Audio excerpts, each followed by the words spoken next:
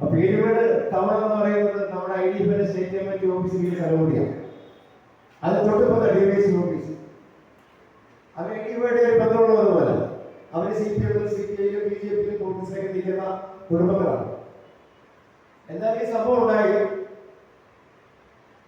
ഈ അവരെ വെടിവെക്കാൻ നോക്കുമായിട്ടാണ് ഈ മുതലാളിയുടെ ഗുണ്ടകളോ ഗുണ്ടകൾ മാത്രമല്ല, അപ്പോൾ വീട് കത്തിക്കാൻ പെട്രോളുമായിട്ട് വന്നു. പെട്രോളും തോക്കുമൊക്കെ ആയി വന്ന് പോലീസുകളുടെ കലാപം നടത്താൻ ഗുണ്ടകളുടെ കലാപം നടത്തുമ്പോൾ അവിടുത്തെ ഒരാളെ പോലീസ് സ്റ്റേഷനിലേക്ക് വിളിച്ചു പറഞ്ഞു. ഒരു 15 മിനിറ്റ് പേരും വേണ്ട പീരുമേടിന് ലാറ്ററം വരെ എത്തിച്ചേരാൻ. അവസാനം മുതലാളിയുടെ ഗുണ്ടകൾ 40ഓളം വരുന്ന ഗുണ്ടകൾ ആ വീടുകളെല്ലാം താഴ്ത്തി അവരുടെ അവർ സ്വന്തമായി വെച്ച ഏതോ കുരുമുളകും കാപ്പിയും അടയ്ക്കയും തെങ്ങും എന്തെല്ലാം കൃഷികളുണ്ടാകും മുഴുവൻ കൃഷികളും ഇത് നശിപ്പിക്കുകയാണ്. ഈ കഴിഞ്ഞ 7 മാസം 8-ാം തീയതി സംഭവം. അത്രയും വേദനാജനകമായ ഒരു സംഭവം ഉണ്ടായിട്ട് കേരളത്തിലെ ഒരു സമുദായ സംഘടനയോ കേരളത്തിലെ രാഷ്ട്രീയ പാർട്ടിയോ ഇടപെടാൻ കഴിഞ്ഞില്ല. നമ്മുടെ തൃപ്പൂണിത്തുറയുള്ള ജയജാല എന്ന് പറയുന്ന ഒരു യൂട്യൂബ് ചാനൽ വിവരങ്ങളറിയി അവരോട് നിന്ന് റിപ്പോർട്ട് ചെയ്യുകയും IDFന്റെ പ്രസിഡന്റ് എന്നെ വിളിച്ച് അറിയിക്കുകയും ചെയ്തു. അതിനെ തൊട്ട് പിറ്റേ ദിവസം തന്നെ ഞാൻ എൻ്റെ വീട് വയ്ക്കത്താണ്. ഉടൻ തന്നെ ഞാൻ നേരെ പീരുമേടിൽ നിന്നു. പീരുമേട് പോലീസുമായിട്ട് DSP ആദ്യം സംസാരിച്ചു.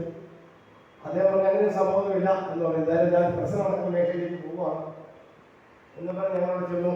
അവരെ ഞാൻ വിളിച്ചു. വൃത്തിഹീനമായി ജീവിക്കുന്ന ലയത്തിലാണ് ഈ ദളിതർ താമസിക്കുന്നത്. നമുക്ക് എന്താണെന്ന് തോന്നുന്നു 2025-ലും ദളിതരെ താമസിക്കുന്നതെന്നുള്ള ആവശ്യം തോന്നിക്കുന്ന ഒരവസ്ഥയാണ്. ഇതെല്ലാം കൂടി കണ്ടു കഴിയുമ്പോൾ നമ്മൾ പറയുന്നത് എന്തായാലും നിങ്ങൾ IDFിലേക്ക് ചേർന്ന് നിൽക്കാൻ കഴിയുമെന്ന് അതിനെക്കുറിച്ച് ആലോചിക്കുക. ഇനി IDFിലേക്ക് ചേർന്നില്ലെങ്കിൽ ശരി, ഈ വിഷയം IDF പീരുമേട് DVC ഓഫീസിലേക്ക് IDFിന്റെ ഒരു മാർച്ച് സംഘടിപ്പിച്ചു. വളരെ മാധവസാർ പങ്കെടുത്തതാണ്. നല്ല അടക്കം കണക്കുണ്ടായിരുന്നു. പങ്കെടുത്തപ്പോൾ നമ്മൾ പറഞ്ഞൊരു കാര്യമുണ്ട്. അപ്പോൾ നമ്മുടെ മെയ് മാസം 8-ാം തീയതി ചെന്നതിന് ശേഷം സംഭവം ഉണ്ടായി. മെയ് മാസം 11-ാം തീയതി നമ്മൾ ചെല്ലുന്നു. നമ്മൾ ചെന്നതിന് ശേഷമാണ് അവിടുത്തെ DVSP സ്പോട്ടിൽ ചെന്ന് ഒരു കുട്ടിയെ മൊഴിയെടുത്തു. കുട്ടിയുടെ മൊഴിയെടുക്കുന്നതിനുള്ള കുട്ടി പീരുമേട് കോടതിയിലെത്തി മൊഴി നൽകിയിരുന്നു. എന്നെ മുടിക്ക് കുത്തിപ്പിടിച്ച് പുറത്തിറക്കിയ ശേഷമാണ് വീട് അടിച്ചു പിടിച്ച് ചേർത്തതും ഞാൻ 10ാം ക്ലാസ് പഠിക്കുന്ന വിദ്യാർത്ഥിയാണെന്നും എനിക്ക് മലയാളം സംസാരിക്കുന്ന അറിയില്ലെന്നും ഒക്കെ കുട്ടി മൊഴി കൊടുത്തത്. പക്ഷേ ഉണ്ടായ സംഭവം എന്ന് പറയുന്നത് ഈ മൊഴി കൊടുത്തു, മനുഷ്യാവകാശ കമ്മീഷൻ പരാതി കൊടുത്തു, എവിടെയൊക്കെ പരാതി കൊടുത്തു അവിടെയൊക്കെ പരാതി കൊടുത്തപ്പോൾ DVSP കൊടുത്ത മൊഴി കൊടുത്ത പരാതി എന്ന് പറയുന്നത് ഈ കുട്ടിയുടെ മൊഴി കോടതി കൊടുത്ത മൊഴി അടക്കം വ്യാജമാണ് എന്ന DVSP കോടതി കൊടുത്തിരിക്കുകയാണ്. അതായിപ്പോൾ പത്തിൽ വിളിച്ചത്. അപ്പൊ DVSP കോടതി കൊടുക്കുന്ന മൊഴി എന്ന് പറയുന്നത് ഇത് വ്യാജമാണെന്നുള്ളത്. അപ്പൊ നാം IDF ശക്തമായ സമരവും മറ്റിടപാടുകൾ നടത്തിക്കൊണ്ടിരിക്കും. നമ്മൾ മനുഷ്യാവകാശ കമ്മീഷൻ പരാതി കൊടുത്തു. 2 പ്രാവശ്യം തൊടുപുഴ സിറ്റിംഗുണ്ടായിരുന്നു. സിറ്റിംഗിനടുത്ത് ഞാൻ തന്നെ പോയി മനുഷ്യാവകാശ കമ്മീഷൻ സംസാരിച്ചു. അദ്ദേഹം പറഞ്ഞ പരാതിയൊന്നും വ്യാജമാണ്. അപ്പോൾ ഞാൻ അദ്ദേഹത്തിന് കോടതി നടക്കും. ഞാൻ പറഞ്ഞു ഞങ്ങളുടെ ആക്ഷേപമുണ്ട്, അത് ഞങ്ങളുടെ ആക്ഷേപം കേൾക്കാൻ കൂടെ തയ്യാറാണെന്ന് നമ്മളോട് ചലഞ്ച് ചെയ്തു. അങ്ങനെ വീണ്ടും സമാധിച്ചിരിക്കുക. അപ്പോൾ ഒരു പോലീസ് ഉദ്യോഗസ്ഥർ തീരുമാനിച്ചിരിക്കുകയാണ് ഈ 22 കുടുംബങ്ങളും